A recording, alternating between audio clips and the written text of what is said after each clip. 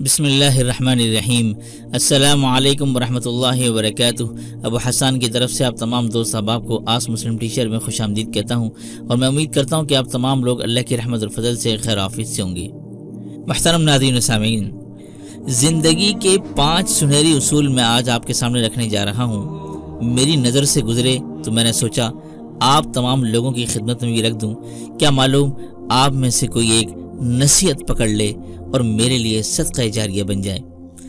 حضرت ابو ہریرہ رضی اللہ تعالی عنہ سے روایت ہے کہ رسول اللہ صلی اللہ علیہ وآلہ وسلم نے ایک دن ہم لوگوں کو مخاطب کرتے ہوئے فرمایا کہ کون ہے جو مجھ سے سیکھ لے یہ خاص باتیں، پھر وہ خود ان پر عمل کرے یا دوسرے عمل کرنے والوں کو بتائے۔ میں نے عرض کیا یا رسول اللہ، میں حاضر ہوں۔ تو آپ صلی اللہ علیہ وآلہ وسلم نے ازراہ شفقت میرا ہاتھ اپنے دست مبارک میں لے لیا اور گن کر یہ 5 باتیں بتائیں۔ پہلی بات، جو چیزیں اللہ نے حرام قرار دی ہیں ان سے بچو اور ان سے پورا پرہیز کرو۔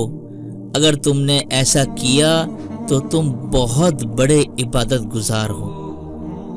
دوسری بات، آپ صلی اللہ علیہ وآلہ وسلم نے یہ فرمائی کہ اللہ نے جو تمہاری قسمت میں لکھا ہے اس پر راضی اور مطمئن ہو جاؤ، اور اگر ایسا کرو گے تو تم بہت بڑے بے نیاز اور دولت مند ہو جاؤ گے۔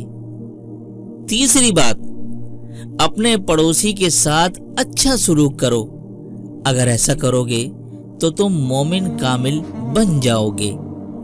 اور چوتھی بات، جو تم اپنے لیے چاہتے اور پسند کرتے ہو وہی دوسرے کے لیے بھی چاہو اور پسند کرو، اور اگر تم ایسا کرو گے تو حقیقی مسلم اور پورے مسلمان ہو جاؤ گے۔ اور 5ویں بات، زیادہ مت ہنسا کرو، کیونکہ زیادہ ہنسنا دل کو مردہ کر دیتا ہے۔ بحوالہ جامع ترمذی۔ اس کی تھوڑی سی تشریح میں آپ کو بتاتا چلوں۔ دیکھیں محترم ناظرین، دین کی ساری باتیں ہی اہم اور قابل عمل ہیں، لیکن کبھی کبھار نبی اکرم صلی اللہ علیہ وآلہ وسلم نے خاص موقع پر بہت ہی اہم باتیں ذکر فرمائیں اور ان کی اہمیت کی طرف بھی مختلف الفاظ سے اشارے فرمائے، جیسا کہ اس حدیث میں نبی اکرم صلی اللہ علیہ وآلہ وسلم یہ 5 باتیں بتانا چاہتے تھے۔